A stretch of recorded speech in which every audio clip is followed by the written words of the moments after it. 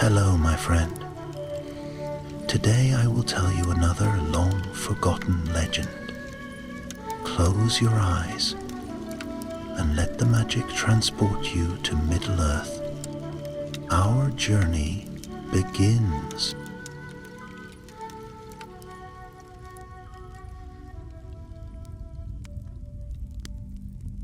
In the waning days of the watchful peace, when the shadow upon the forest was still nameless, and Dol Guldur but a forgotten ruin overgrown with ivy and silence, the southern edge of Mirkwood was a place both lonely and wild. Few dared settle there. The woodmen hunted in its clearings and kept watch from timber towers, but even they lit their fires high and rarely sang at night. It was in this uneasy borderland, where the trees grew twisted and the mists clung low to the ground, that a strange silence fell one winter's morning. The tower at Fenmarch was built of pine logs, sturdy and tall, and manned by a dozen Northmen, bold-hearted warriors who guarded the eastern trail from the East Bight to the Forest River. They were no strangers to danger. Wolves roamed the slopes. Spiders sometimes strayed from the deeps. Even orcs had passed through, though rarely. Yet the men of Fenmarch were brave, and their blades were sharp. When no word came from the tower for 3 days, the elders of the nearby village of Langmar grew concerned. No smoke had risen from the tower's chimney. No horns had sounded in greeting. On the 4th morning, a scouting party was sent. 6 men on horseback and 2 elven trackers from Thranduil's realm, silent as the wind. Thingol rode at their head. He was not yet the war-wise man who would later father Theoden King. Then he was but 26, proud and sure, his blade newly named and still thirsty for fame. The hilt of his sword, Logar, bore the white horse of his father's house, but he bore no crown and wore no golden cloak, only a fur-lined mantle and a breastplate of iron, beaten in dale. Amdir the elf rode beside him, a grim-eyed sentry of the woodland realm, tall and cold as the river ice. Amdir said little. Yet he watched the trees as though they whispered secrets in a tongue only he could hear. The snow had fallen light that week. The trail to Fenmarch should have been easy to follow, yet something felt wrong. Not even birds stirred in the boughs above. The forest, always a place of creaks and murmurs, now held its breath. They found the tower just after noon. It stood quiet among the trees, its gate wide open, the door swinging on its iron hinges. The horses balked as they neared, stamping and snorting. The wind shifted, and Thingol caught a scent, faint and foul, like rot beneath earth. No guards called to them, no dogs barked. And in the snow before the gate they found the first body. It was a young man, his hair pale, his eyes open and glazed with frost. His sword lay beside him, unsheathed but unstained by blood. His hands were blackened at the fingertips, curled, as though clawing at something unseen. The scouts fanned out, each with blade drawn. Amdir moved silently among the shadows, his bow ready. Thingol stepped over the threshold of the tower, and there his heart turned cold. The men of Fenmarch were dead. All of them. No wound had felled them. No arrow had pierced mail.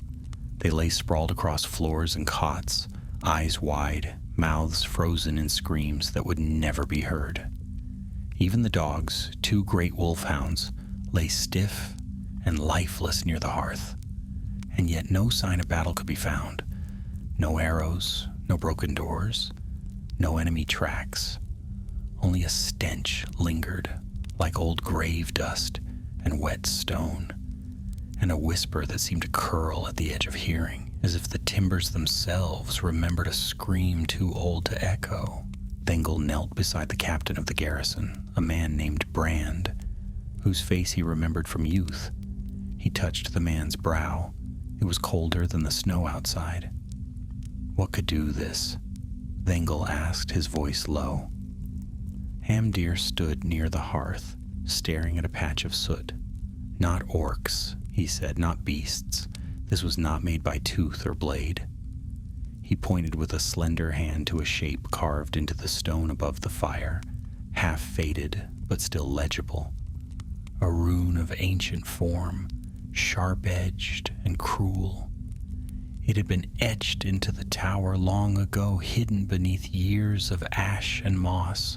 Amdir traced it with one gloved finger, then turned away, frowning. "Barrow marks," he said, "from the elder tongue.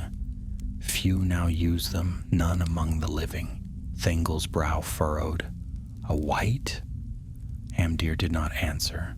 They buried the dead before nightfall, though the ground was hard and the cold fierce. The elves sang no laments. Instead, Amdir scattered salt and elderflower around the graves and spoke words in Quenya, soft but stern. That night the wind howled through the tower's broken windows. The men camped outside by torchlight, wary of sleep. None dared light a fire within the tower's walls, and when morning came, the bodies were gone. Not disturbed, not dug up. Gone as if the earth had swallowed them whole. All save one, the corpse of the captain, Brand.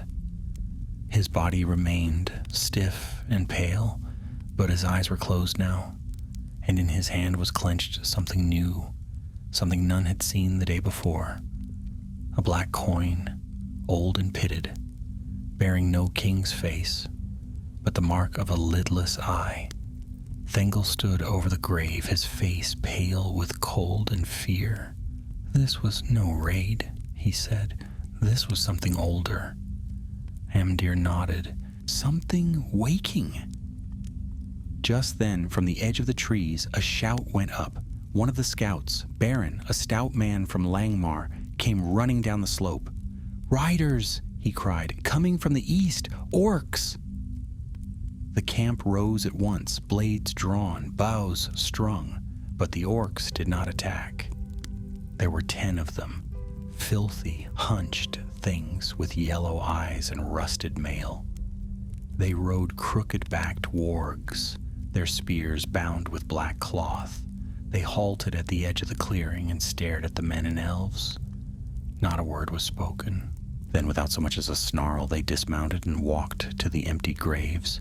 They stood there a while, sniffing the air, touching the soil, and then they left, quiet as ghosts. No battle, no blood. Thengel watched them go, cold creeping into his bones. "What were they looking for?" Baron asked. Amdir answered softly. "Not what? Who?" Thengel looked to the forest, and in his heart a darkness began to stir. The orcs vanished into the wood without a backward glance, leaving no tracks where they walked, as if the snow itself refused to remember their passing. For a while no one spoke. The men stood in a loose ring around the graves, their breath clouding in the cold air. Even the horses, usually quick to scent danger, had gone still. Thengel lowered his sword, though his grip did not ease, and stared after the retreating shapes until they were lost among the trees. "They came only for the bodies," he said at last. Amdir nodded slowly, his eyes narrowed.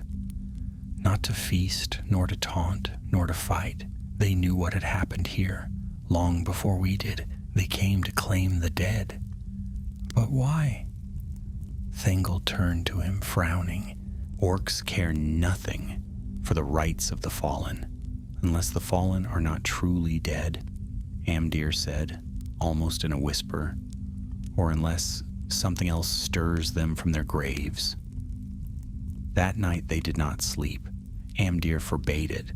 They lit no fire, fearing the attention of watchers in the trees, and they spoke only when they must. Even the hardy Northmen grew uneasy, shifting in their cloaks and listening for sounds that never came. Once Beren claimed to hear a voice in the wind calling his name in a tongue older than stone.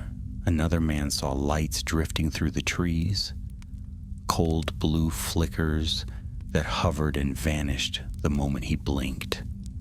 By dawn, none doubted that something beyond understanding had taken root near Fenmarch Tower. Thengel gave the order to ride north. Whatever evil had claimed the outpost was not done, and he would not wait to see its next move. They would return to Langmar and warn the elders, then seek counsel from the Elven King's halls, if the path remained open. Yet even as they packed their gear and saddled the horses, a thick mist began to roll down from the eastern hills, veiling the trees in ghostly white. The forest grew quieter with each step. No birds called, no branches snapped. Even the sound of hooves seemed muffled, swallowed by the fog. Amdir rode ahead, bow in hand, pausing often to study the ground. His expression never changed, but Thengel noticed the elf's shoulders were tense, as if expecting something to leap from the mist at any moment. By midday, the scouts found something strange, a patch of bare earth in a hollow glade where the snow had not fallen at all.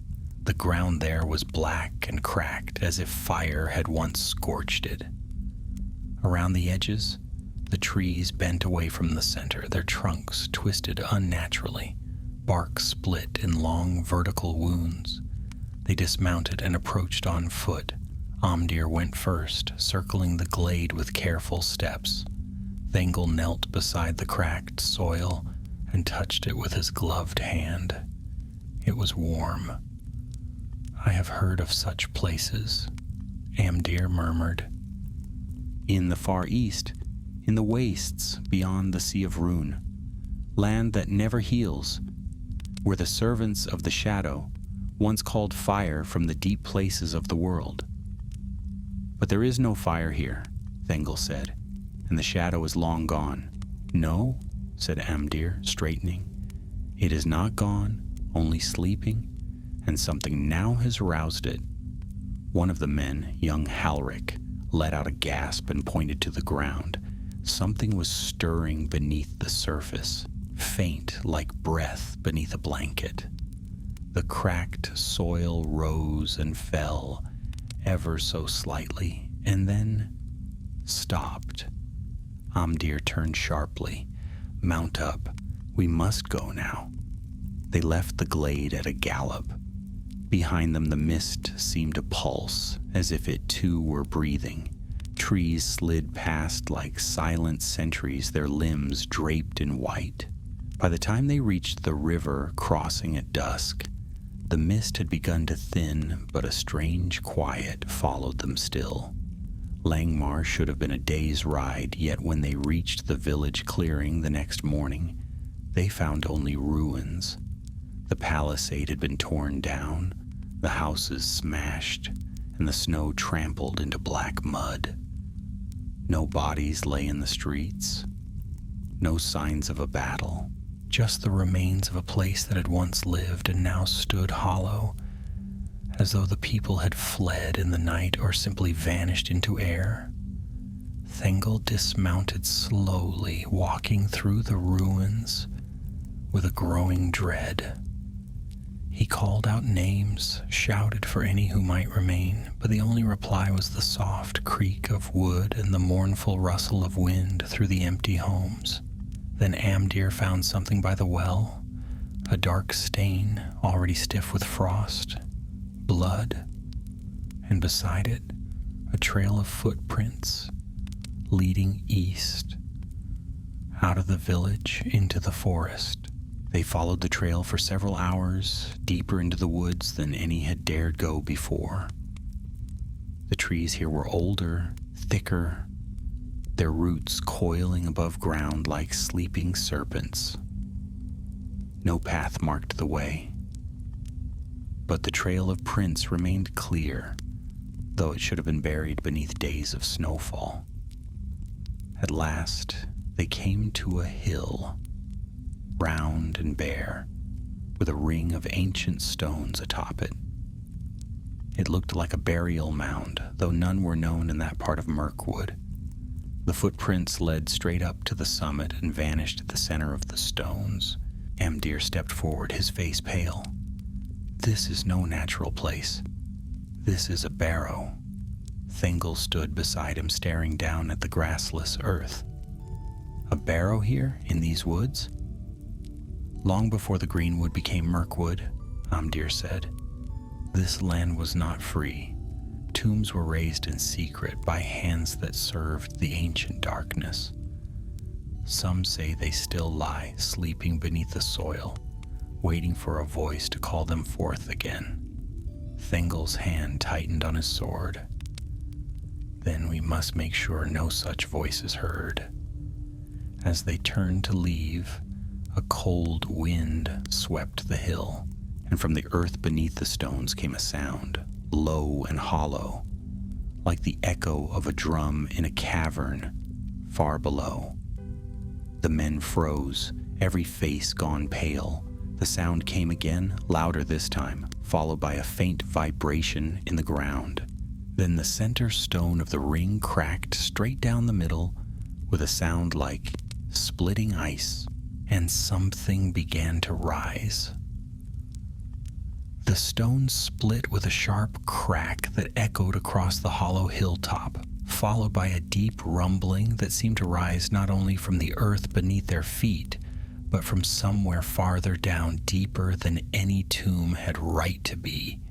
The company stood frozen for a moment, staring at the jagged line that now ran through the heart of the ancient marker, until Amdir gave a sharp command in Sindarin, and the elves sprang back, drawing arrows with unnerving calm.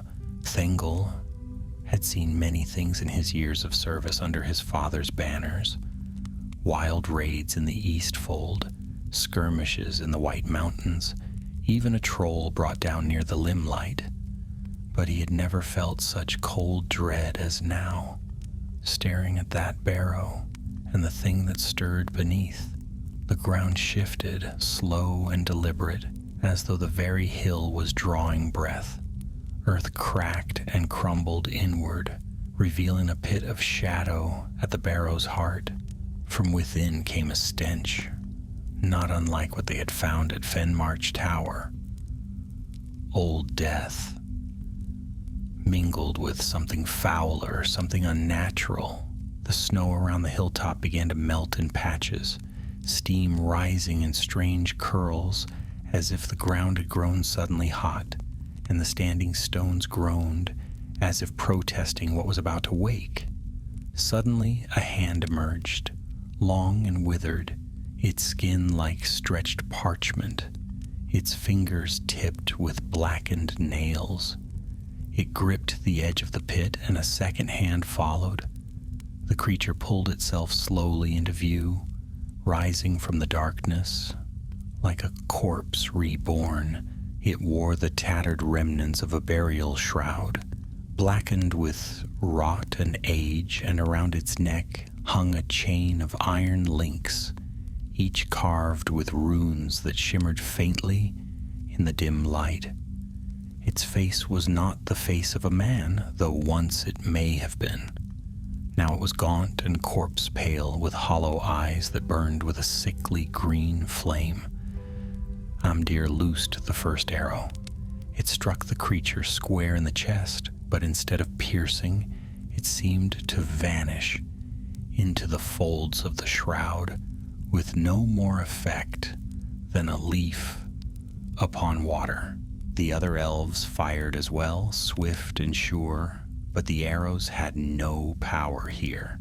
The thing stood fully now, towering nearly the height of 2 men, and it let out a low moan that sent birds scattering from distant trees. The sound was not like the cry of any living creature. It was thick and heavy, like the groan of a stone door opening after centuries of silence. "Back!" Amdir called, his voice sharp. "This is a wight of the elder barrows, drawn forth by dark rites. Steel will not bite it." Thengel did not argue. He turned at once, rallying his men. "Fall back to the ridge. Form a line and prepare to move." They retreated swiftly down the slope, though more than one man looked over his shoulder as the barrow wight took its first step from the hollow.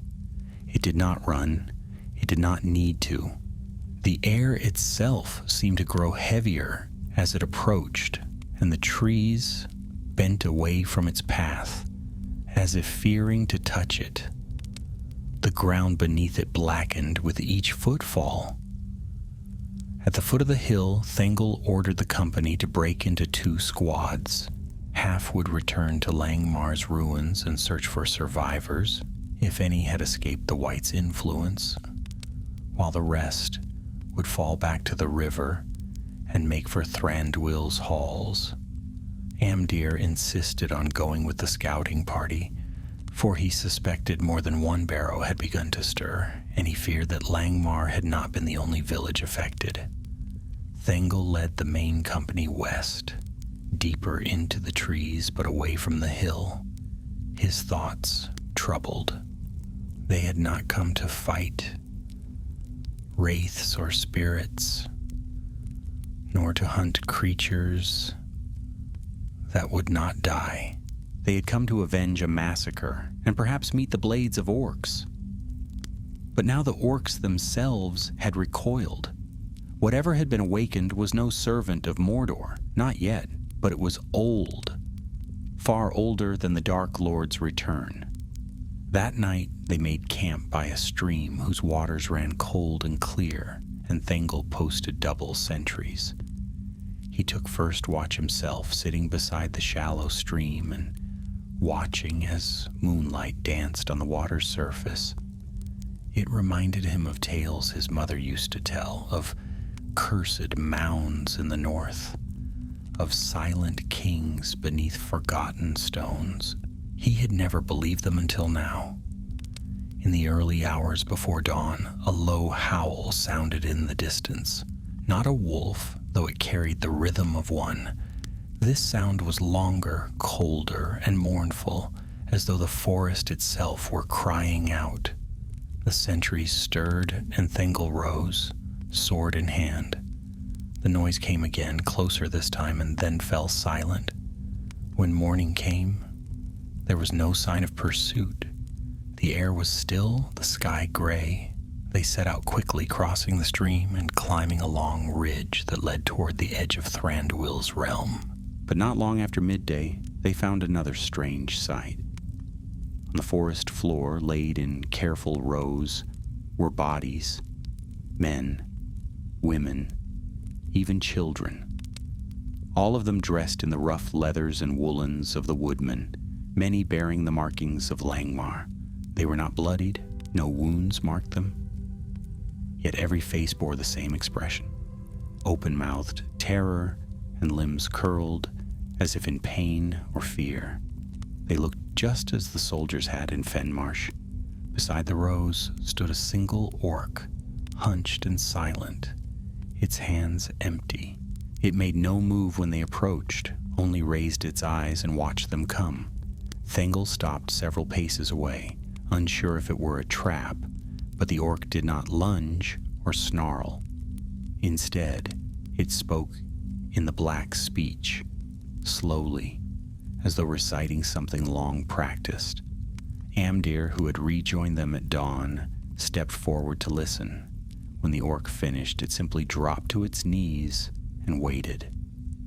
"He says the dead must be gathered," Amdir translated grimly. "He says the pact has been broken, the bones have stirred, the old barrows are open, the forest is no longer safe for orc or man. They do not serve this thing." Thengel shook his head. "Then why are they collecting the bodies?" "To keep them from rising," Amdir answered. "Or perhaps to offer them and buy time." The orc looked up then, and though its eyes were filled with malice and hate, Thengel saw something else as well, fear. Whatever had come from beneath that hill, it had driven even the orcs to a strange kind of desperation. "We burn the bodies," Thengel said at last. "All of them." Amdir did not object. They gathered wood, made pyres, and worked until the sun dipped low behind the trees. As the flames climbed high into the sky and the smoke drifted toward the east, a wind rose, cold and unnatural, and in the distance, faint but clear, the sound of drumming echoed once more from beneath the earth. The smoke from the pyres hung in the air like a veil of sorrow, curling through the forest branches as if reluctant to rise. It drifted eastward, carried by a wind that was neither warm nor cold, a strange breeze that stirred no leaves and whispered with no sound. Thengel stood before the largest of the fires, his arms folded across his chest, his sword sheathed at his side. The flames crackled and hissed, but even they seemed uneasy, casting flickering shadows that danced like specters along the snow-covered trunks. They burned the last of the bodies by dusk. The orc had not moved during the entire grim task, but watched the flames in silence. Only when the final corpse was laid upon the fire did it rise slowly and begin to retreat into the trees. It made no effort to hide, nor did it look back. Amdir had not loosed an arrow, nor had Thengel given the order to stop it. Something about the orc's manner, quiet, almost reverent, had left the company unwilling to act. That, and the knowledge that the creature's fear mirrored their own. As night fell, they made camp again, though none truly rested.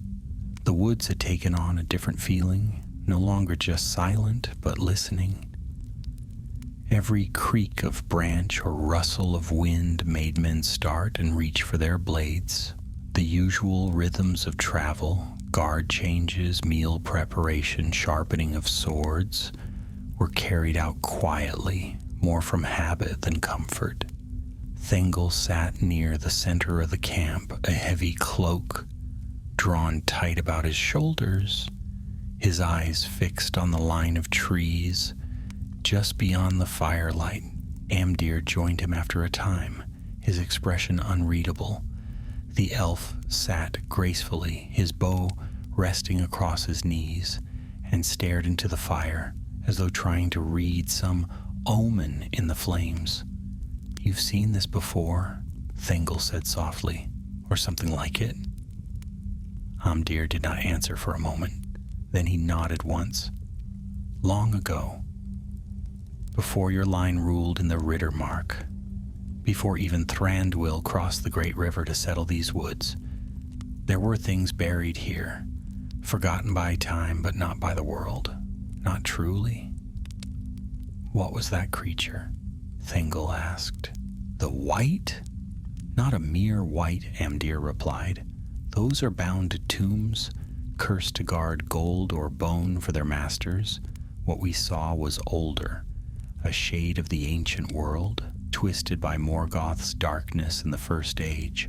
I do not know its name, for many of those names were lost in the fall of Beleriand, but it is a relic of a time when death was not the end." Thengel frowned. "And it has awakened now?" "Perhaps not fully, but something disturbed its rest, something powerful enough to crack stone and call spirits from their barrows. The orcs may have known of it, or perhaps stumbled upon its lair by accident. Either way, they fear it. That much is clear." The fire snapped loudly and both turned to look at it. A log collapsed inward, sending a shower of sparks into the air. Thengel felt a chill despite the heat. "We must reach the Elven King," he said. "If anyone knows what lies beneath this forest, it is he." Amdir agreed, and at first light they set out again. The path westward took them across a stretch of tangled woodland where no road marked the way, and the horses had to be led carefully through thickets of bramble and gnarled root. The forest seemed to lean in around them, branches interlocking above like the ribs of some vast beast. Sunlight filtered down in slivers, and more than once Thingol thought he saw shapes moving just beyond the corner of his eye, tall and thin like men but pale and flickering. By midday the mist returned. It crept slowly across the forest floor, thickening with each step until the trees ahead were little more than looming shadows. The company bunched together instinctively, all weapons drawn now, and Amdir signaled for quiet. Every man held his breath. Then a cry broke the silence. It came from behind, a raw, gurgling scream that rose sharply and then fell silent in an instant. The company turned, weapons raised, but the mist swallowed all sight. They called out, but no answer came. Amdir moved like lightning, vanishing into the fog with a single word in Elvish. The others followed as best they could, stumbling through the white haze, hearts pounding. They found the body a few moments later. It was one of the younger men, Thalin, who had ridden from Langmar. He lay sprawled on the ground, face up, eyes wide. His mouth was open, and something black had spilled from it, a viscous tar-like substance that steamed in the cold air. His sword lay beside him untouched. No wound could be seen. Thengel knelt and touched the boy's cheek. He was cold, but not frozen. "He's only just died," Amdir said grimly. "And look, his feet." Thengel looked. The boots were scorched, blackened at the soles as though he had walked through fire. "Did he stray from the path?" someone whispered. "No," Amdir replied. "The path moved."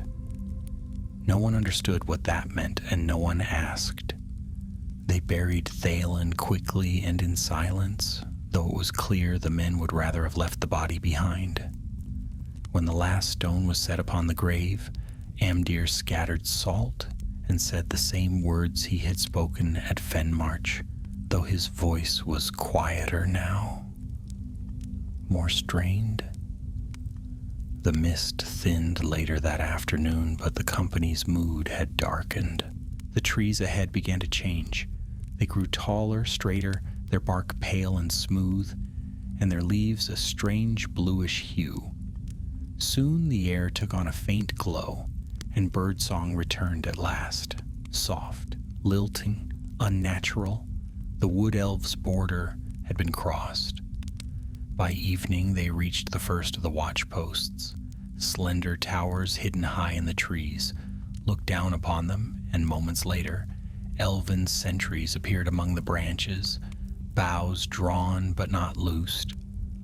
Amdir called out in their tongue, and the tension eased. They were escorted swiftly toward Thranduil's halls, deep beneath the forest. Though Thengel had never passed within the gates before, he had heard tales of the caverns, halls of stone lit by lanterns like stars and pillars carved to resemble the trunks of living trees. What he saw as they descended into the heart of the woodland realm surpassed all stories.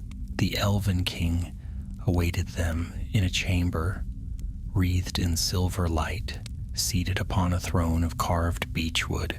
His crown was of holly and red berries, and his eyes were sharp, seeing much and revealing little. He rose as Amdir approached and greeted the company with careful courtesy. "What do you bring me from the border?" he asked. "A warning," Thengel said, "and the stirrings of something that should not walk in this world." Then he placed the black coin upon the floor before the king. The lidless eye gleamed in the lantern light, and for the first time Thranduil's expression changed. His gaze sharpened, and the hall grew still. "So," he said, "it has begun." The silence that followed the Elven King's words was weighty, like the stillness before a thunderstorm. Every breath in the cavernous hall seemed held in suspense, as if the stone itself waited for what would be said next. The black coin lay on the floor between them, small and dull, and yet it seemed to drain the warmth from the air around it. Its surface caught the lantern light only faintly, though the eye at its center gleamed as if it saw and understood far more than it should. Thranduil did not move for a long time. Then he stepped down from the dais, his cloak trailing behind him like the tail of a river bird. When he came to stand before the coin, he did not touch it, but bent slightly to inspect it more closely. His fingers hovered just above it, and his face remained still, but Thengel saw the slightest narrowing of the eyes. Displeasure, or perhaps recognition. "This was forged in the deep places," the king said quietly, his voice echoing faintly through the stone hall. "Not in the fires of Mordor, but in older darkness. It is not of the enemy's current making, though it bears his mark now. This belonged once to the servants of Morgoth in the elder days, when sorcery was scribed with blood and bound with iron." Thengel felt the chill deepen. He had thought himself prepared for many horrors, had imagined the orcs were the worst the world had to offer. But the weight in Thranduil's voice told him this was no passing shadow, no common wraith from an old tale. This was the echo of something buried and vast, a menace from the roots of the world. "And the barrow creature?" he asked, lowering his voice slightly. "What of it?" Thranduil straightened, folding his hands behind his back. "There are tombs scattered across these woods, older than my kingdom, older than Greenwood the Great.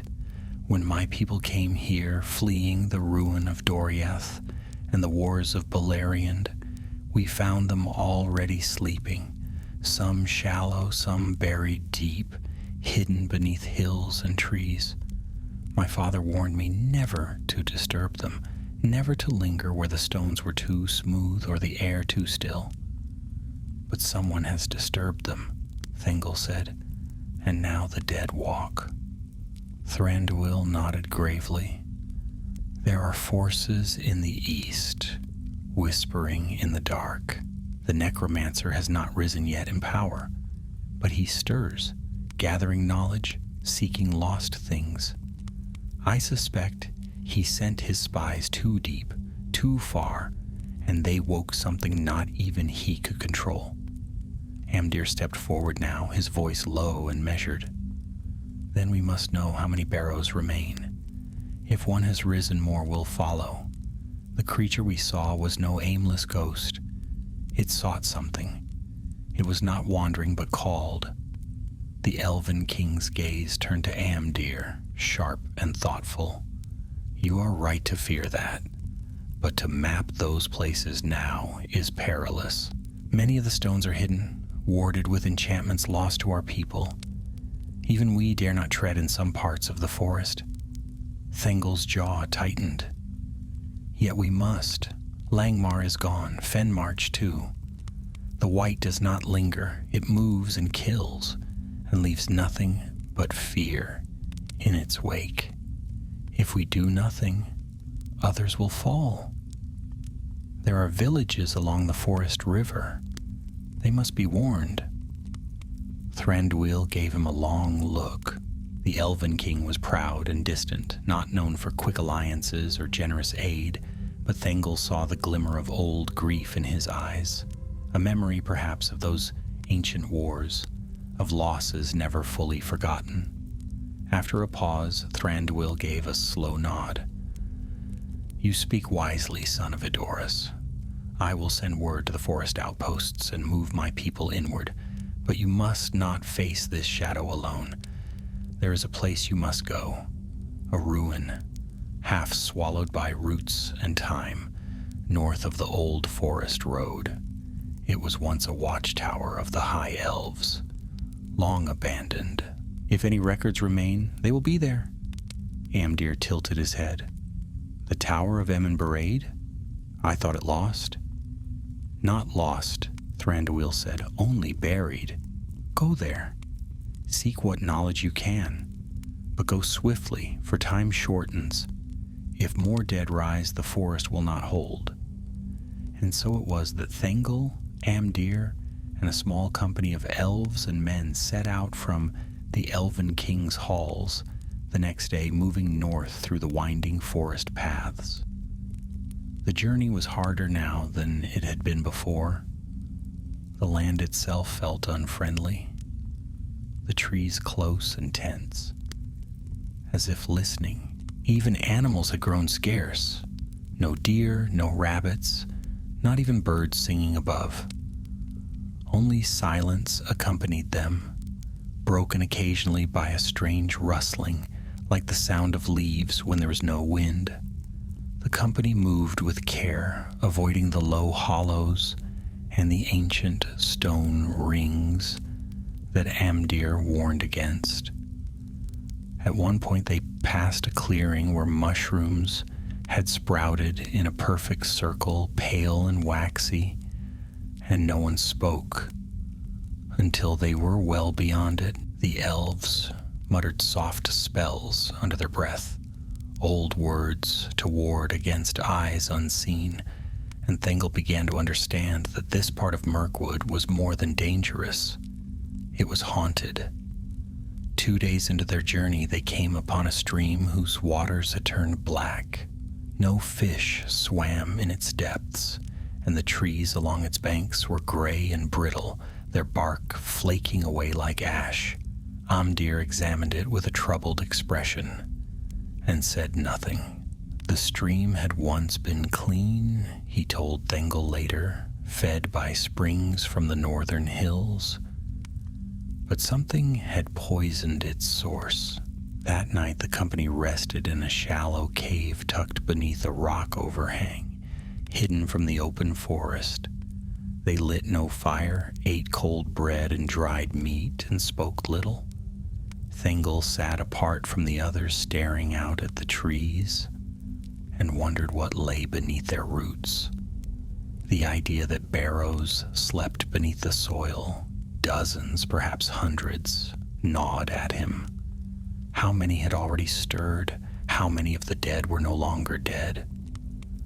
In the early morning, before dawn had touched the treetops, a cry went up from the edge of the camp. One of the elves, a young archer named Tellendir, came running, his face pale with fear. "A barrow," he said, "not 500 paces east, cracked open."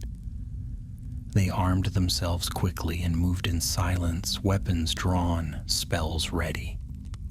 As they neared the site, a dreadful stillness settled over them. The trees ahead grew thinner, giving way to a sunken mound where moss clung thickly to a ring of jagged stones. The earth in the center had caved in, leaving a dark hole framed by twisted roots and fragments of broken rock. Amdir crouched beside the edge and peered down. "It has already risen," he said softly. "Whatever lay here is gone." Thengel felt the wind change, sharp and metallic, like the smell of old iron. He looked around slowly, scanning the forest. Nothing moved, yet he felt it, watching, waiting, and somewhere far off, the first drum beat began again, slow and steady, as though marking time for an army that had not yet arrived. The drum beat grew louder as the company stood at the edge of the barrow, its deep thrum carrying through the roots of the forest like a slow, pounding heartbeat. It came not from the pit below, but from somewhere distant, eastward, perhaps deeper into the forest or beneath it. No one could say. but all felt its pull, that dreadful rhythm that seemed to guide the dead, like a shepherd's horn guiding a flock. Amdir rose from his crouch beside the hole and brushed his hand clean on his cloak. "The ground was disturbed from within," he said, his voice low and thoughtful. "No signs of a breach from above. It woke and climbed out, just as the last one did. Could it be the same creature?" Thengel asked, glancing again into the pit, though it showed nothing now but loose earth and curling roots. Amdir shook his head. "No. That one was taller, more ancient. But this thing came later. We're not dealing with a single spirit. Something is calling them, many of them." The company moved away from the barrow in a cautious line, weapons drawn, eyes scanning the shifting trees. They made no camp that night, not properly. The elves found a narrow ridge of bare rock where nothing grew, and it was there they chose to rest, believing it would give them a slight advantage if anything tried to approach in the dark. Even then, no one slept. The drumming continued, always faint but never ceasing. Once, just before midnight, a pale light flickered far off in the woods, blue and wavering like a lantern seen through mist, but it vanished before anyone could reach it. By morning, the drum beats stopped. The silence that followed was somehow worse. The forest seemed breathless, as if it too waited for something to arrive. Birds did not sing. Insects made no sound. It was as though the world were holding its breath. They continued on in silence, moving faster now. By midday, the old stones of Emin Beraid came into view, gray spires wrapped in vines, jutting from a steep hill that had once been cleared but was now reclaimed by bramble and brush. The tower itself was broken in half, its upper floors collapsed and strewn across the slope, but the base remained mostly intact, half buried beneath ivy and thorn. Amdir approached it cautiously, running his hand along the carved reliefs worn by time. There were markings here, elven in form but mingled with other symbols, some older, harsher, half-forgotten. It was not just a watchtower. This place had been something more once. The entrance was buried beneath rubble, but the elves worked quickly to clear a path, and by afternoon, they had opened a narrow gap, wide enough to crawl through. Inside, the air was cool and still, scented faintly with moss and dust. Shafts of sunlight filtered in through cracks in the stone, illuminating fragments of shattered statues and broken columns. Cobwebs hung like curtains across narrow doorways, and somewhere deep below, water dripped steadily into an unseen pool. They searched for hours. Most of the tower had fallen into ruin, but one chamber remained largely intact, a study, judging by the shelves lining its curved walls. Though most of the books had crumbled to mold, still, Amdir and the elves moved carefully among them, dusting off bindings and testing the pages that hadn't yet turned to powder. Thengel joined them in the work, though he was more at ease with sword and shield than parchment and ink. He'd never studied the old languages deeply, but he knew enough to recognize maps, diagrams, even a few fragments of poetry.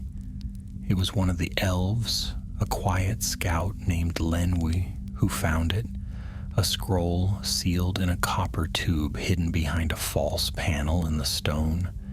The seal was unbroken. Amdir opened it with great care, and they gathered around as he spread the brittle parchment upon a slab of flat stone. It was written in Quenya, the high speech of the elves, and its symbols shone faintly even in the gloom. "What does it say?" Thengel asked, peering at the spidery text. Amdir studied it for a long time before speaking. It's a record, a binding, I think, a spell of warding placed on the barrows at the end of the First Age. It speaks of those who served beneath the earth, bound by oath to a forgotten master, buried not in reverence but in fear. He pointed to a section near the bottom. This part tells of a command. If ever the coins marked with the eye should return to the forest, the bonds would weaken. So the coin we found, Thengel murmured, frowning. It was not just a mark of the enemy. It was a key. Hamdir nodded. A relic of the old pacts. Likely not even the orcs knew what they carried, but someone, something, has found the means to break the seals, and each barrow that opens weakens the next. They packed the scroll carefully, wrapping it in cloth and sealing it again in the tube. There was no time to spare. If the barrows were unbinding one by one, they had to act fast. Amdir believed the spell could be reversed, but only with the proper words spoken at the source. And for that, they would have to return to the first barrow, the one at the hill where the white had first risen. By evening, they left Eamon Barade behind and began the long journey south once more. The wind had changed again, and this time it carried with it the scent of burning wood. They climbed a ridge and looked east, and there in the far distance, smoke rose into the sky, dark, wide columns from the trees themselves. Something was burning in Mirkwood, not a village, but the forest. Amdir's face darkened. Someone's trying to cleanse the land or cover something.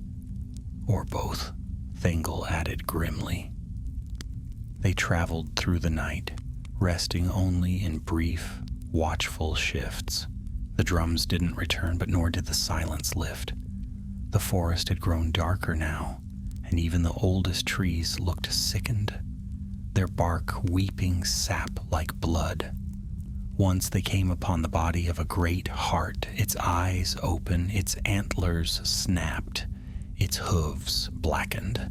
There were no wounds, only the same dreadful mark they had seen on the bodies in Fenmarch and Langmar, a face twisted by terror and dark veins running beneath the skin like roots. By the second day, the trees grew thinner. They were nearing the edge of the known paths again, close to the borderlands. Thengel took the lead, sword drawn, while the elves moved silently through the underbrush, scanning the woods with bow and keen eye. They were close now.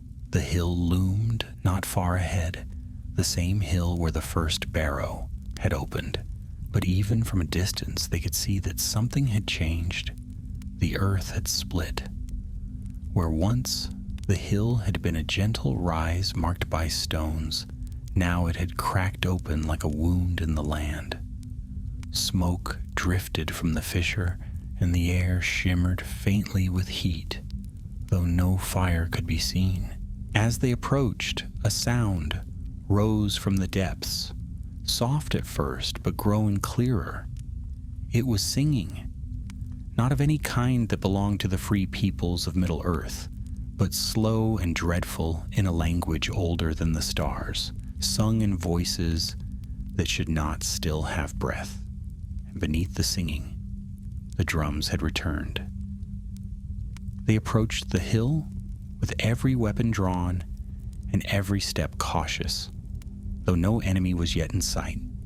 The closer they came to the gaping wound in the earth, the stronger the air seemed to pulse, as though the land itself were alive and breathing through the breach. The stench of old stone and freshly turned soil filled their nostrils, mixed with something fouler, like rotting leaves and distant smoke. And always the sound continued.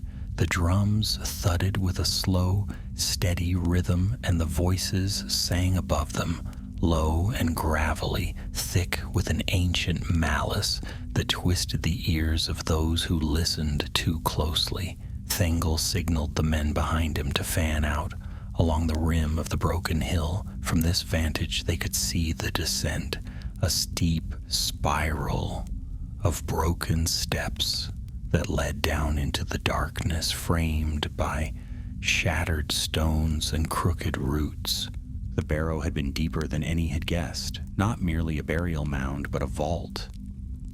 Symbols marked the stair walls, runes half-worn by age, some glowing faintly as if reacting to the return of breath and blood. Amdir stepped to the edge. His eyes narrowed as he scanned the dark descent. "There are torches lit below," he murmured. "Not elven, not orcish. Fire from some older source." Thengel frowned. "If these creatures are already rising, then we may be too late." "No," said Amdir, unfastening the scroll from his belt and unwrapping the cloth with great care. "The wards can still be restored, but the words must be spoken where the breach began. The deep chamber, the lowest one. That is where the bindings lie." Thengel drew his blade slowly. The steel hissed in the cold air. "Then we go down." They moved carefully, step by step, descending into the belly of the hill. The first few turns of the spiral were narrow, but then the stair opened into a larger passage, a wide hall of stone pillars and crumbling archways. The torches they had glimpsed earlier flickered in bronze sconces affixed to the walls, their flames an eerie blue, casting the entire place in a ghostly hue. The walls were carved with figures, tall and faceless, arms crossed over their chests and cloaked in robes of flowing stone. Time had eroded their features, but even in ruin they exuded authority and dread. As the company moved deeper, the singing grew louder and more distinct. It was not one voice now, but many, dozens perhaps, each intoning the same slow chant, in tones so low they shook the air. The sound pressed against the ears like cold water and seemed to bleed through the skin into the very bones. One of the younger men, Yogar, stumbled and dropped to one knee, clutching his head. Thengel moved swiftly to his side and helped him rise. "They're in my mind," the young man whispered, his face pale and wet with sweat. "Not words, just wait." Amdir touched his shoulder briefly. "Shield your thoughts. These songs were meant to command the dead, but the living can still hear them. We must hurry." They came at last to the heart of the barrow, a circular chamber supported by 5 thick columns and marked by a ring of ancient stones inlaid into the floor. The ceiling arched high above them, lost in shadow, and in the center of the room, on a raised dais of dark basalt, stood a single figure. It was a white, but unlike the one they had seen before. This one was smaller in frame, clad in the rusted remains of chainmail and a helm split down the middle. Its eyes glowed dimly green beneath the visor, and its hands were bare bone, gripping a sword too large for its decayed frame. Around its feet were scattered bones, too many for one body. They had been arranged carefully, like offerings. But it was not the white that had been singing. That sound came from the stones themselves. Faint lines of light ran through the circle on the floor, pulsing in rhythm with the song. They formed patterns that shifted and twisted the longer one stared at them. And when Amdir stepped close, the light flickered in response. The scroll trembled in his hands. "This is the seal," he said quickly, his voice firm now with purpose. "If we restore the binding, the dead will fall silent again. But we must act swiftly, if the last line is spoken before we are done. A sudden shriek cut through the chamber. Like a blade, the white had turned, its burning eyes fixed on Amdir. With a sound like tearing metal, it raised the great sword and stepped down from the dais. Thengel moved between them at once, sword ready, and met the creature head on. The clash of blade against blade rang through the chamber, and though the white's form was wasted and thin, its strength was monstrous. Thengel staggered back under the force of the first blow, catching his footing just in time to parry the next. The thing fought with none of a man's instincts, no fear, no hesitation, no rhythm to its strikes. It pressed forward like a puppet driven by a single will: destroy, destroy, destroy. The elves spread out, firing arrows from the edge of the room, but each shaft shattered on the white's rusted armor. Amdir knelt quickly at the edge of the seal, unrolling the scroll and speaking words in Quenya, his voice rising with each line. The light in the floor brightened, lines flaring gold and red, but the singing from the stones grew louder, as if trying to drown him out. Thengel shouted for the others to close in. Two of the men, Galthan and Herrick, rushed the white from either side, blades flashing, but one was hurled against a column and the other thrown back with a single swipe. Thengel dodged a downward strike and aimed a slash at the creature's exposed ribs, but the sword passed through with little effect. The thing felt no pain. Amdir's voice reached the final stanza. The light surged upward in a column of fireless flame, illuminating the chamber like day. The runes on the floor glowed brighter than ever, and the stones began to shake. Dust fell from the high arches above, and cracks split the flagstones under their feet. The white gave a shriek, not of rage but agony, and its sword fell to the ground, ringing loudly. It dropped to its knees, hands clawing at the air, as if trying to grasp some unseen tether. Amdir finished the incantation. In the silence that followed, the light vanished. The runes dimmed. The singing stopped. The white collapsed forward, its bones clattering lifeless to the stone floor.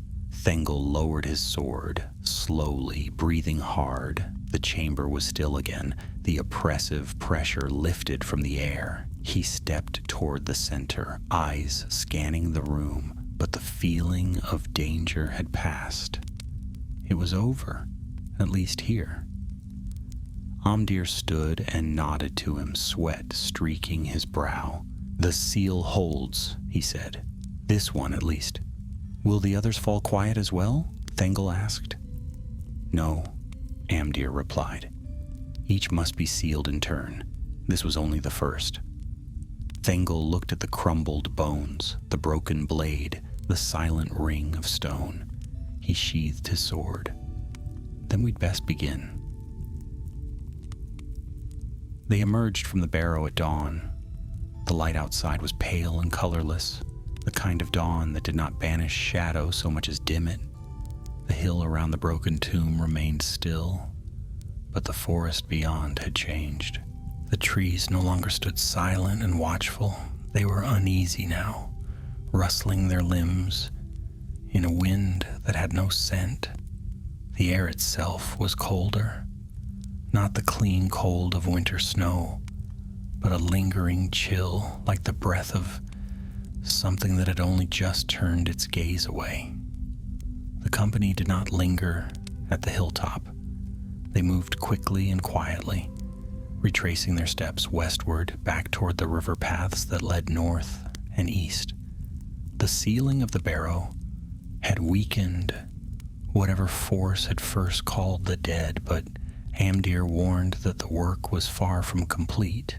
The scroll they had recovered from Eamon Baraid had mentioned 3 primary sites, each marked with a different rune.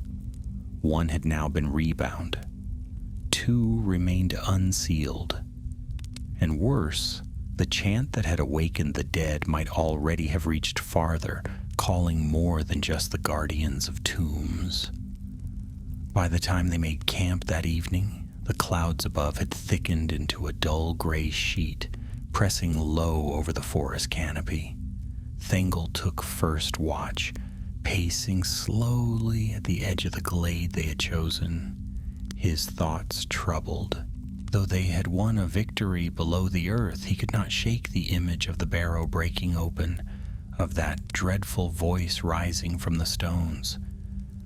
What had once been buried in the earth now stirred freely beneath it, and even with one seal restored, the forest no longer felt safe. The others slept fitfully. Amdir, who had seemed tireless since their journey began, now looked worn, the lines around his eyes more deeply drawn than before. He sat apart from the others, head bowed, his fingers brushing the edge of the scroll again and again, as if checking that it remained unbroken. Thengel joined him after a time and sat quietly beside him, waiting until the elf spoke. "I've seen such magic before," Amdir said at last, his voice low, "but never so close, never this alive. The spells the Noldor left in these woods were meant to last beyond memory. For them to crack like this, it means something worse than dark songs or meddling orcs." "You think Sauron is behind it?" Thengel asked, though he suspected the answer already. Amdir shook his head. "No, this is older, deeper. The necromancer may have stirred it, perhaps unwittingly, but this power doesn't answer to him. It listens only to itself." Thengel sighed and looked toward the north, where the trees stood like black towers against the gloom. "Then how do we fight it?" "We bind what we can," Amdir replied, "before it spreads further, before the orcs do more than watch." The next day they crossed the river by a stone ford barely wide enough for the horses, its waters rushing cold and fast beneath them. The forest on the far side was different, older, even by elven standards. The trees were massive, gnarled with age, their roots thick as stairways, their branches braided together like ancient hands. They passed beneath them in silence, guided by memory and instinct, for no trail marked the way. Amdir led with certainty, though more than once he paused to examine a tree trunk or listen to a sound far off that no one else heard. By midday, they reached the ruins of what had once been a tower or shrine, long crumbled into moss-covered stone. There was no barrow here, no mound or tomb, but Amdir knelt beside a patch of earth at the ruin's center and scraped away the moss. Beneath it lay the second rune, deeply carved and filled with dust. The lines were jagged, crude, as if hacked into the stone with a weapon, not etched with care. "This is where the second seal lies," Amdir said, "but it was never finished properly. Look, see how the ring breaks here?" He traced a missing segment of the pattern with his fingertip. "This seal was weaker from the start." "Can we still restore it?" Thengel asked. "I think so," Amdir said, "but we'll need time." They cleared the surrounding brush and set guards at every approach.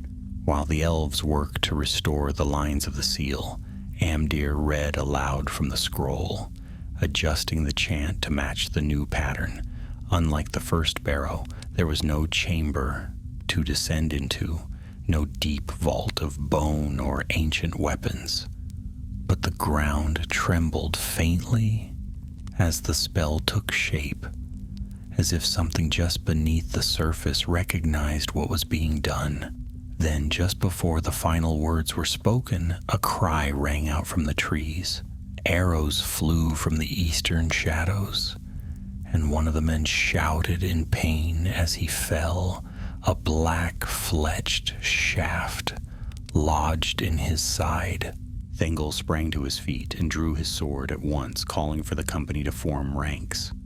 Orcs burst from the underbrush moments later, snarling and howling, weapons raised. There were at least 24, perhaps more. Their armor was patchwork and rusted, their faces smeared with ash, and their eyes gleamed with the same fear-driven madness Thengel had seen days before at the graves. Amdir shouted for the elves to hold the seal. "Do not stop," he cried. "We are almost done." Thengel led the defense. The first clash was brutal, steel on steel, the cries of men and orcs echoing through the old forest. Thengel met the first attacker head-on and drove him back with a powerful blow, then turned just in time to parry another. The fighting was tight and desperate. Galthan, still limping from the barrow chamber, fell early, but not before taking 2 orcs with him. One of the elves was wounded by a spear, but the others held firm, their bows loosing arrows with precision that would have humbled any man. Then, from the trees behind the orcs, a second group emerged, not charging but dragging something between them. It was a body. No, 3 bodies, all clad in mail, their faces hidden beneath cloth, their hands bound. Thengel realized with horror that they were captives, survivors perhaps from another village. The orcs did not speak, but they made their intention clear. One raised a dagger and held it above the nearest prisoner's throat. The fighting stopped at once. Both sides froze. Amdir lowered the scroll slightly, his voice wavering. "We cannot let them disrupt the seal." "They'll kill them," Thengel said, his sword still raised. "They will rise anyway if we fail," Amdir said grimly. For a moment, no one moved. The dagger gleamed. The orc holding it snarled and pressed it against the prisoner's skin. The other orcs waited silent and tense. Then Thengel acted. In one smooth motion, he turned and threw his sword. Not at the orc's hand, but at the rope binding the prisoner's arms. The blade cut through and clattered to the ground beyond. The captive broke free at once and lunged forward, knocking the orc off balance. Amdir cried out the last words of the spell. The rune on the stone flared bright gold, and a pulse of light burst outward, sending the orcs staggering back. The forest shook. A wind rose from nowhere, and the light from the rune surged upward like a beacon. The seal was restored. The orcs did not stay to fight. They fled, dragging their wounded with them, howling as they vanished into the dark. Thengel retrieved his sword and helped the freed captives to their feet. All were bruised, 2 wounded, but they lived. The younger of the 3, a boy of perhaps 15 summers, stared at the glowing rune on the stone with wide eyes. "What was that?" he asked softly. Thengel looked down at the seal, now cooling and dimming. "Hope," he said. For now, they moved north at dawn. The captives, though shaken and sore, could walk, and insisted on doing so without aid. The older man, named Harvin, was a trapper from a forest village called Deldar Hollow. He spoke little as they made their way beneath the still dim boughs of Mirkwood, his jaw clenched and eyes fixed ahead, as though walking away from a memory too bitter to voice. The boy, Bren, was his nephew, and though he said even less, he remained close to Thengel's side, as if unsure whether to trust safety now that he had found it. The third was a woman, lean and hard-eyed, wearing what had once been a captain's mail.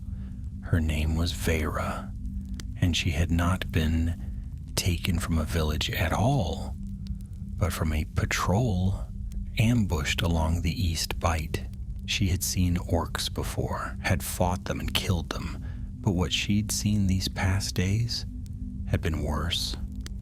They were not preparing for war, she told Thengel as they crossed a stream running cold and clear through the underbrush. Not in the usual way. There were no forges, no armorers, just piles of dead. Some of the bodies they brought in were already days old, and they sang to them. She did not elaborate, and Thengel did not press. Amdir, listening quietly nearby, looked at her more closely than he had before, as though reassessing something in silence. That evening they made camp in a hollow beneath a twisted tree, with roots so wide they formed a kind of natural shelter. The forest had grown eerily quiet again. No drums now, no voices, only a hush that felt less like peace and more like the pause between breaths. Amdir traced lines in the earth around the camp, leaving wards carved in elvish script at the corners. Vera watched him for a while before asking, half grudgingly, "Will that stop the whites?" "No," he said, "but it may keep them from noticing us if they aren't already watching." The captives slept first, exhausted beyond even fear. The others took shifts. Thengel's watch fell in the dead of night, when the fire was a low orange glow and the shadows crept close. He stood with his back to the tree, eyes scanning the woods, when he noticed something strange. A faint glimmer far to the west, moving between the trees. Not fire, not torchlight, but something softer, colder. Amdir appeared beside him before he could call out. "You see it?" Thengel nodded. "What is it?" "Will-o'-the-wisp, or something like it. It doesn't burn, it lures." "Should we move?" "No," Amdir said. "It won't come closer, not while the seal holds." At dawn, they broke camp and continued north. According to the scroll, the third binding lay in the roots of a stone circle hidden in a glade, known only to the elves, where light seldom reached, and the trees formed a canopy so thick that snow never touched the ground. Amdir called it Gwathrendiel, the shade-woven grove, and said it was not often spoken of, even among his kind. "Old memories lie there," he explained, "and older regrets." They reached the outskirts of the grove near sunset the next day.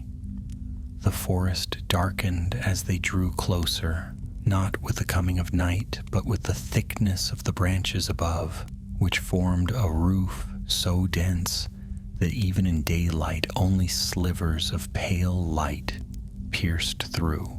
The air grew damp and close. Moss coated every stone and branch. The silence here was heavy, not just with quiet, but with pressure, like something listening through the roots. They stopped at the edge of a great archway made of two leaning trees, their trunks entwined at the top, forming a gate that looked less grown than shaped. Beyond, the grove opened wide, revealing a wide ring of ancient stones, half swallowed by the earth.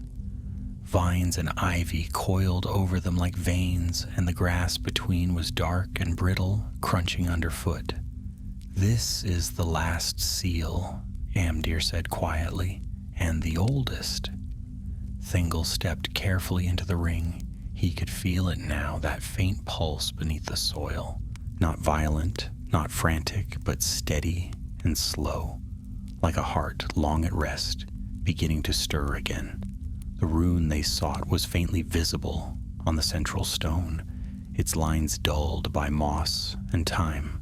Amdir set the scroll upon the altar rock and began the chant without delay. His voice echoed faintly between the stones, the ancient syllables clinging to the air like mist.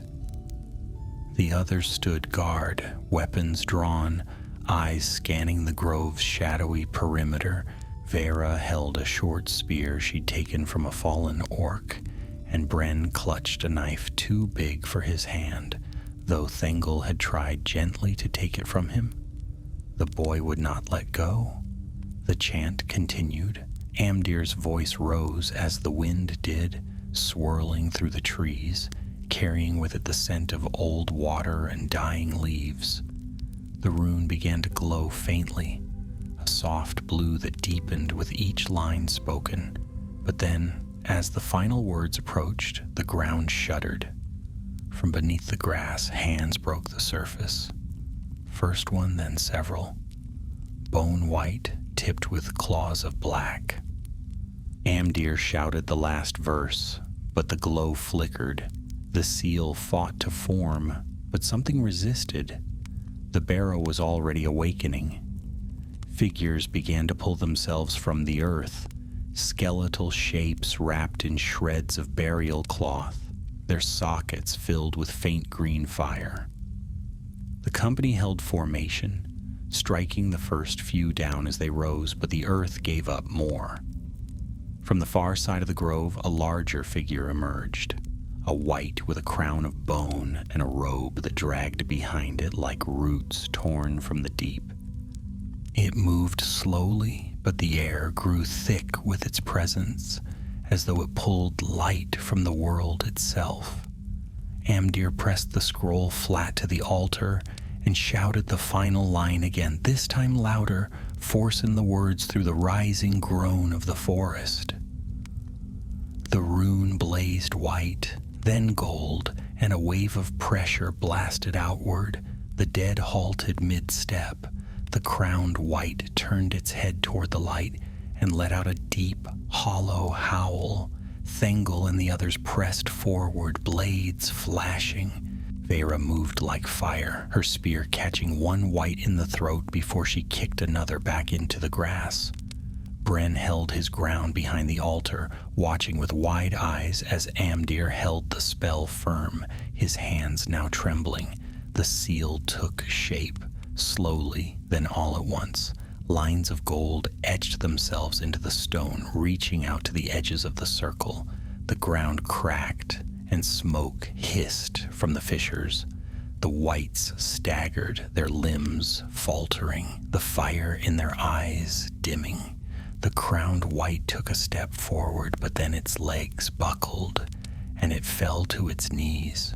Its body withered, its robe collapsing into black ash. One by one, the others fell with it. When the last flame in the eyes of the dead faded, the grove was silent once more. Amdir sank to one knee, breathing hard. The scroll fell from his hand, its surface singed the edges. Thengel stepped to his side, lifting him gently. The elf nodded, weary but smiling faintly. "It is done," he said. "All three are sealed." Thengel looked to the grove, now quiet, the stones no longer glowing, the grass already beginning to regrow. "For now," he said softly. The grove lay still. The wind had quieted, and no sound disturbed the ring of ancient trees but the creak of shifting bark and the distant call of a crow. The light that had blazed from the rune faded slowly, like embers cooling after a fire. Amdir rose with care, his movements slow but steady, as though he bore a weight that was no longer physical. The scroll had nearly crumbled in his hands. The edges were blackened, the lettering dimmed, and the power that had once hummed faintly from its parchment was now gone. "The last of the spell is spent," he said, his voice low. "These seals will hold, but no more can be made. Whatever force dwelled in the scroll has returned to the stone." Thengel looked across the grove where the dead lay still, empty husks, quiet now, but not vanished. He could not bring himself to celebrate. They had succeeded, yes, but the cost had yet to be counted. The memory of the barrow beneath the hill, the runes that pulsed with dreadful song, and the orcs who came not to fight, but to collect, all haunted him still. How many more places lie hidden? he asked quietly. How many barrows untouched, still sealed, still waiting? Amdir shook his head. Too many. The scroll spoke of only 3, but that does not mean they were alone. These were the strongest, the first. Others may yet slumber, too faint to stir without guidance, but if such guidance should come again. He let the thought trail off. No one needed to hear it spoken. They burned the remains. Thengel ordered it himself, and though Amdir said it would not be necessary, the whites, once silenced, could not rise again. There was something wrong in leaving the bones to rot in the open. Fire cleansed what magic could not, and as the flames rose and the smoke drifted through the high branches of the grove, even the forest seemed to sigh with relief. When the ashes cooled, they left the grove behind. No trail marked their return, no guide but memory and moonlight. The captives moved with them, Bren silent as ever, Vera grim but unshaken. The boy had changed. He watched everything now with a quiet, steady gaze too calm for his age. And when the others spoke of the dead, he listened. Always listening. By the 3rd day, they reached the river that bordered the southern edge of Thranduil's realm. There they rested, not because they were tired, though they were, but because something in all of them needed stillness. A breath before what came next. The shadow had lifted from Mirkwood, but not completely. The forest would not forget what had stirred beneath its roots. Amdir spoke with the elves who guarded the river crossing, delivering the news with quiet precision. Word would be carried to the elven king. Messengers would go to the scattered woodmen, warning them to avoid the old mounds, to mark the cursed places and not stray near. There would be no triumphant song, no bards weaving tales of fire and spells and courage. This was not that kind of story. It was the kind that passed in whispers and warnings, in half-remembered signs carved on stones no one dared move. That night, Vera sat beside Thengel at the edge of camp, sharpening a borrowed blade with methodical strokes. The stars shimmered dimly overhead, their light cold and high, and for a long time neither of them spoke. Finally she asked, "What will you do now?" Thengel stared into the dark water of the river. "Return to Rohan. Report what we've seen, what we've done." "You think they'll believe you?" "No." He gave a small, humorless laugh. "But they'll believe when the next village falls, or the next border post falls silent. And by then, it might be too late. So I'll speak the truth, and let the wiser ones listen." She nodded once and went back to her sharpening. At dawn, they parted ways. The elves would travel east, toward Thranduil's halls, carrying the remnants of the scroll and a detailed account of all that had passed. Amdir, silent since the night before, took Thengel aside before they left. His hand rested briefly on the hilt of his long knife as he spoke, not out of threat but habit. "You did well," he said simply. "Not just with sword or shield, but you understood. That matters more." "I understood too late," Thengel replied. "Still," Amdir said, "you listened." And then he was gone, fading into the forest like a shadow at sunrise. Thengel rode west, with Vera and the survivors. The journey back was slower, and the land was quiet. No sign of orc or white followed them. No drums echoed beneath the roots. But the silence no longer comforted him. It was a silence filled with waiting. One afternoon, as they passed a line of bare birches, Bren spoke for the first time in days. "They were digging more graves," he said, "before they took us away. I saw them, big ones. but they weren't burying anything. Thengel turned in the saddle. Where?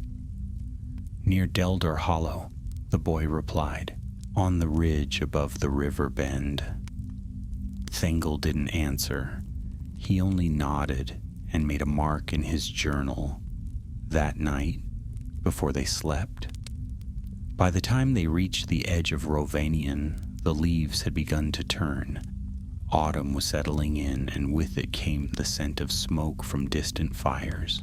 Harvest pyres, perhaps, or something else. Word of the events in Mirkwood had not yet reached the wider lands. The world remained unaware. Thengel would carry the tale, not in song, not in tales of glory, but in letters and warnings, passed from village to hold, from hold to keep. There were names he remembered now: Fenmarch, Langmar, Deldar Hollow, names that should not be forgotten and would not be, so long as he had voice to speak them. One evening, long after the sun had vanished behind the Emyn Muil, he stopped at a lonely outpost near the Limelight. An old rider greeted him, gray-bearded and sharp-eyed, and asked if the road had been kind. It was quiet, Thengel said, too quiet. The rider nodded slowly and poured him a cup of warm cider. That's the worst kind of road, he said. Always has been. And Thengel, weary and burdened with what he knew, could only agree. The land that stretched westward from the edge of Mirkwood was sparse and quiet. Rolling fields dotted with low hills gave way to shallow ravines and thickening copses of trees, where shadows lingered longer than they should, and the grass did not grow evenly. Thengel rode at the head of the small company, his cloak pulled tight against the rising wind, while Vera rode beside him, with the boy Bren in tow. Behind them, Harvin and the other freed captives traveled in silence, still wary of the journey, still listening for sounds that weren't there. Though they had left the forest behind, Thengel could not shake the feeling that something unseen followed them. It wasn't the weight of eyes or the sound of branches snapping underfoot. It was subtler than that. The world felt expectant, as if it had taken a breath and now waited to see what would come of it. They passed no travelers on the road, no carts or messengers, not even wandering herds. Occasionally a hawk circled overhead, but no deer stirred in the meadows, and no birds sang in the hedgerows. At one way house they found the doors unbarred, and the hearth still warm, but no sign of its keeper. The stores had not been touched, nor the stables looted. It was as though the occupants had risen one morning, walked out the door, and never returned. By the third evening they came upon a ridge overlooking the river bend, where Bren said he had seen the graves being dug. The boy pointed toward a cluster of willows near the edge of the slope. Thengel ordered the others to stay back and approached slowly with Vera and two of the guards at his side. What they found there set every instinct on edge. The ground had indeed been disturbed. Long trenches carved roughly into the earth, deep enough to swallow a man, but never filled. The soil around them had dried and cracked, as though scorched by heat. No signs of digging tools remained, nor tracks of carts or feet. Yet there was a pattern to the placement of the trenches, an unnatural precision, like lines drawn with a purpose no farmer or gravekeeper would ever follow. They were preparing, Vera said, crouching beside one of the pits. This wasn't done in haste. But what were they waiting for? Thengel asked. They didn't bury the dead. They didn't bring them here at all. She didn't answer, but her expression said enough. Whatever this place had been meant for, it hadn't yet served its purpose. Not completely. Thengel turned to the guards. We seal them, collapse the pits, burn the soil, mark the place, and ward it with the strongest signs we know. That night they made camp on higher ground away from the trenches. A fire was lit, but it was kept small and banked low. No one ate much.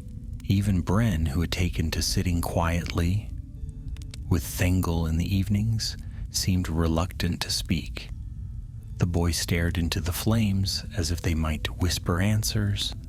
Thengel watched him for a while, wondering what scars the child would carry long after the fires were gone and the stories faded. Amdir had told him once that wounds of the spirit could last far longer than those of the flesh. Thengel had believed him then. Now he knew it. The next day they left the ridge behind and continued west, reaching the river crossings that marked the outer holdings of Rohan's territory. There, at last, they saw other riders, scouts from Aldburg, patrolling the border for signs of orc movements. Thengel hailed them, gave his name and the mark of his house, and was greeted with wary relief. The young captain who led them had heard rumors, whispers of villages fallen silent, of strange movements beneath the eaves of the forest, but no one had spoken with certainty. We thought it was raiders, the captain said, or perhaps Dunlendings pressing further north. But no one ever sees anything. Just emptiness where people should be. You'll see more of that before long, Thengel replied. But it won't be raiders. You must send word to Adoris immediately, and to the watchposts along the eastern edge. The captain nodded and ordered one of his men to ride hard for the city. Thengel handed him a sealed letter, written by firelight the night before, bearing his full report, and marked with his father's own crest. It contained everything he could remember: names, places, descriptions of the dead and the risen, the rune seals, the strange behavior of the orcs. Whether the king would believe it, all remained to be seen. By midday they reached a safe house nestled between two hills, and there they rested properly for the first time in days. It was a sturdy structure, built of stone and timber, with a thatched roof and thick shutters. There was bread and cheese in the stores, salted meat in barrels, and even clean water drawn from a nearby spring. Thengel allowed the survivors to sleep indoors, while he and Vera kept watch. As the sun set, casting golden light across the low hills, Thengel climbed to the roof and sat with his back against the chimney, watching the horizon. The land was peaceful again, deceptively so, but he knew now that peace could be a mask. Quiet places still held echoes, still bore the memory of footsteps and voices and things that stirred in darkness. Vera joined him not long after, carrying 2 cups of warm cider. She handed him one and sat beside him, boots resting on the wooden shingles, eyes scanning the same horizon. "Do you think it's finished?" she asked. "No," he said, "but we've given them time. That's something." She nodded and drank, her face unreadable. They sat in silence for a while, listening to the wind rustle through the long grass and the faint call of owls in the distance. Then, without looking at him, Vera said, "I think I'll go back east." "To the forest?" "To the edge of it. Find the old patrol paths, speak to the woodmen. If something stirs again, they'll be the first to know." Thengel looked at her carefully. "You think it will?" "I know it will," she said. "But maybe not tomorrow. Maybe not even in our lifetime. Still, someone should be there." He nodded, understanding. "If you find anything strange, You send word. Use the mark I gave the captain." "I will." They parted at the next fork in the road. She took the eastern path with Harvin and Bren, who had chosen to stay with her. Thangel watched them go until they vanished into the trees. Then he turned west toward Edoras, toward home, bearing stories few would believe and truths fewer would want to hear. But he would speak them anyway.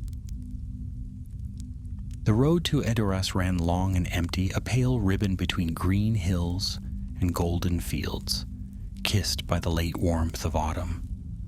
The grasses turned yellow under the sun, bending gently in the wind as though in greeting, and the sky above stretched clear, streaked only by thin clouds trailing behind the wings of distant hawks. To most, it would have looked like peace, but to Thangel, the quiet had changed. The silence no longer sang of safety. It carried the echo of too many empty homes, too many graves, and too many warnings unheard. He rode alone now. The escort that had accompanied him from the safe house had turned south toward the Entwash crossings, and the others had gone their own way. The weight of what had passed still rode beside him, silent but heavy. Amdir's words echoed often in his thoughts. Not Sauron, not yet, and yet something deeper, stirring beneath the roots of the world. The barrows had been sealed, yes, but the runes had cracked. The stones had split. The songs of the dead had returned to the earth, and though they had been silenced, their chorus might one day rise again. When at last the golden hall of Meduseld came into view, its high roof gleaming under the sun, he felt a strange pang.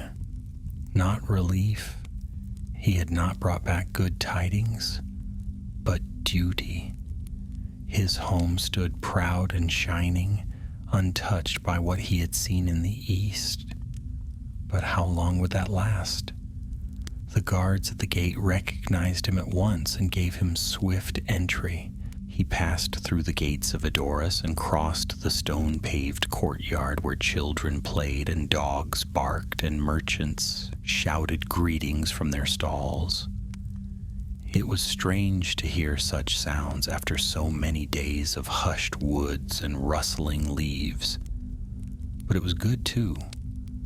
Life still moved here. Life still pushed forward. He dismounted before the steps of Meduseld, leaving his horse with a stable hand, and climbed the long stair with slow steps, each one carrying more weight than the last. At the top, the doors opened before he knocked, for word had already passed ahead of him, and inside the great hall, warmed by hearth fire and filled with the scent of mead and pine wood, sat his father. King Fengel was a proud man, silver-haired and sharp-eyed, even in his later years. He had not always ruled with kindness, but he ruled with strength, and strength was what Rohan had needed in days of growing unease. When Thangel stepped into the hall, dusty and travel-worn, the king rose at once, eyes narrowing with concern. "You are late," he said, though his tone was more worried than stern. "I had reason to be," Thangel replied, drawing forth the scroll, or what remained of it, and placing it upon the table beside the throne. "The orcs have not been raiding villages. They've been unearthing them." Fengel frowned. "Explain." And so Thangel told it all, what had been found in the forest, what had risen from the barrows, the broken seals, the wights that walked with burning eyes and rusted swords, the orcs who had come not for war, but to collect the bodies. He told of the 3 seals, the ancient magic bound by elven hands and broken by forces even Amdir did not name. He spoke of Langmar, of Fenmarsh, of the empty graves on the ridge above the river bend. When he finished, the fire had burned low, and the hall was still. Fingal said nothing for a long time. He stood near the hearth, staring down into the flames, and when he spoke at last, his voice was quiet. We always knew the shadow would return. We watched the east. We waited for Sauron's hand, but not this. This is something else. Thengel nodded. It is older, and it sleeps again, for now, but the earth remembers. What would you have us do? Prepare, Thengel said. Mark the lands near the forest. Place guards at the river crossings. Send word to Gondor to the Dunedain if they'll listen. Tell them the barrows are stirring, and the songs of the dead are not forgotten. Fingal considered. They will call it superstition. They will say the orcs desecrate the land, that you imagine the rest. Let them say it, Thengel replied, but post the watchmen anyway. When it begins again, they'll remember who warned them. A week passed, and the warnings were sent.